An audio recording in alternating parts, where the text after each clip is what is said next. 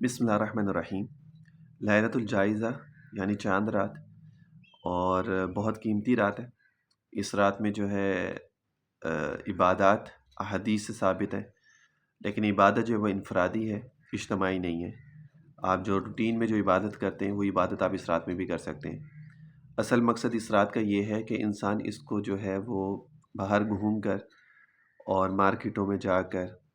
اور گناہوں کے اندر مبتلا ہو کر اس رات کو نہ گزارے،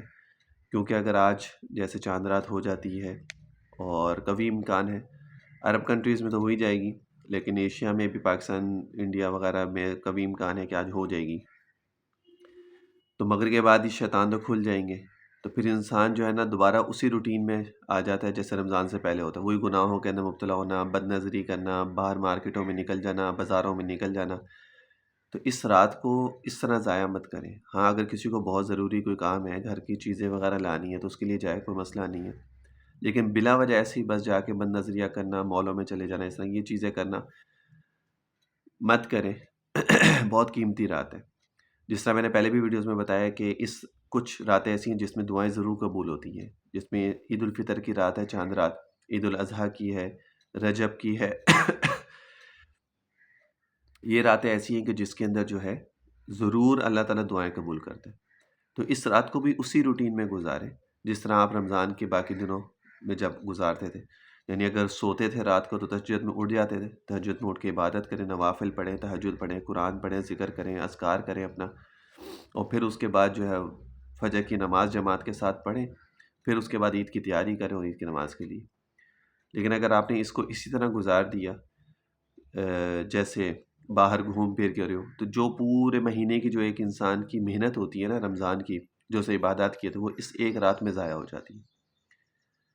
پورے رمضان کی جتنی بھی عبادات ہیں، نماز، قرآن، ذکر، اذکار، نوافل، جو کچھ بھی آپ نے پڑھا، وہ اس ایک رات میں انسان جو اس کو ضائع کر دیتا ہے۔ گناہوں کے اندر ایک دم سے اتنے گناہ میں مبتلا ہو جاتا ہے کہ بس چاند رات کے نام پہ، جی چاند رات ہے اور باہر نکلتے ہیں، مزہ آئے گا گھومنے کا، یہ وہ سارا جو بھی ایک چلتا ہے، تو اس چیز سے اوائڈ کریں اور کوشش یہی کریں کہ اپنے آپ کو عبادت کے اندر مشغول رکھیں، اور اگر نہیں بھی عبادت کر سکتے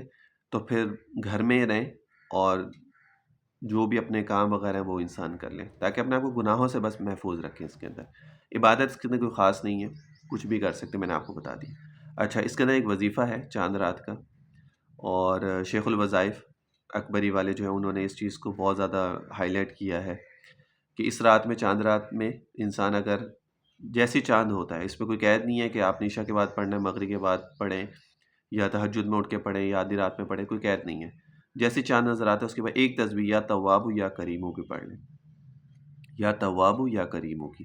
یہ ایک تسبیح پڑھ لیں، تو انشاءاللہ تعالیٰ اللہ تعالیٰ